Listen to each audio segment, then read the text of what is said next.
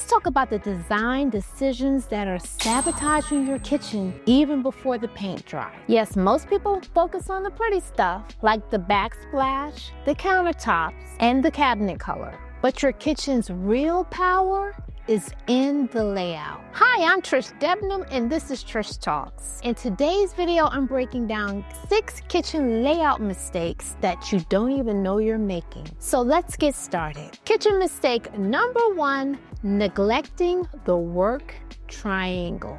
This one is classic for a reason. The work triangle connects your stove, your sink, and your refrigerator. It is at the core of efficient movement around your kitchen. When these items are too far apart, it turns preparing a meal into a marathon. When they're too close, it feels like bumper cars. So try to remember that the goal for your kitchen is to be beautiful and functional. How to ensure you get this right? Ideally, each leg of the triangle, and that's the distance between the sink, the stove, and the refrigerator, should measure between 4 to 9 feet. And the total sum between all 3 sides should land somewhere between 13 and 26 feet. That should give you enough space to move around without your kitchen feeling like a combat zone. Kitchen mistake number 2, insufficient counter space. You'd be surprised how many beautiful kitchens forget the basics. Not having enough prep space is more than a nuisance. It's a design flaw. Countertops aren't just for chopping. They're for unloading groceries, plating your meals, or just making your coffee in the morning.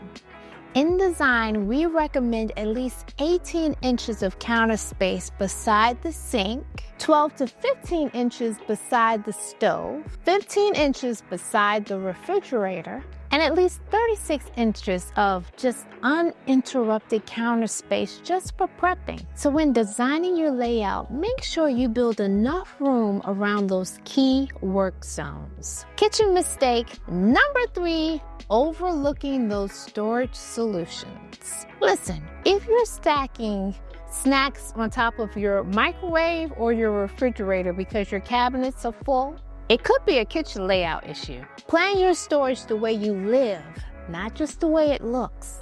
Let's start with your cabinets. Buy cabinets that allow you to use those dead corners in your kitchen. That's valuable space. Also, take your cabinets to the ceiling and store items that you don't use very often up there. And then there's the pantry. For the cabinet pantries, make sure you buy pullouts that allow you to use the full depth of the pantry. For small closet pantries, organizing your pantry goods will absolutely create additional space. Trying to say is, don't just get the basic cabinets. Buy storage solutions that maximizes every inch of the space. Kitchen mistake number 4, improper island placement. Yes, most of us want an island in our kitchen if we can get one. But that should not happen at the cost of your walkways. Too many kitchens cram in oversized islands that bottleneck their traffic flow. You should have at least 36 to 42 inches of clearance on all sides of your island. If that's not possible, scale down your island or reimagine that layout altogether. Maybe a peninsula is better suited for your kitchen. Or maybe a small butcher block station in the center of the kitchen that can give you that island feel. Kitchen mistake number 5, forgetting about ventilation.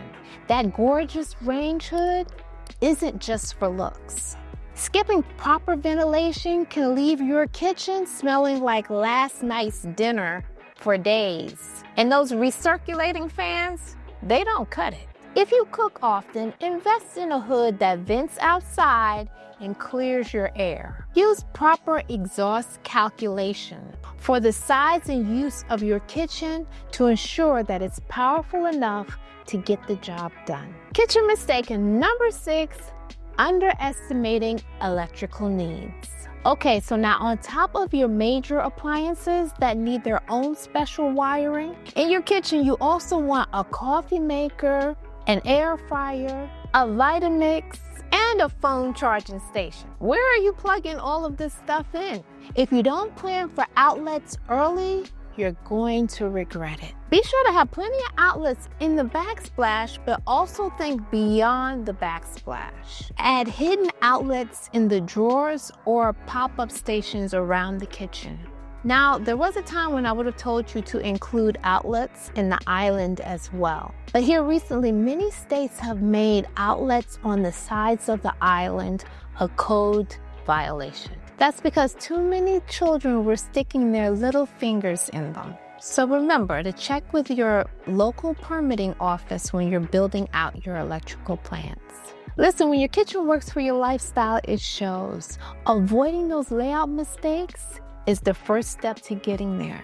I hope you found these tips helpful, and if you did, please tell me how in the comments section below. It'll help me grow this channel. Also, hit that like, subscribe, and notification bell so you don't miss next week's video. Thanks for watching. Until next time, peace.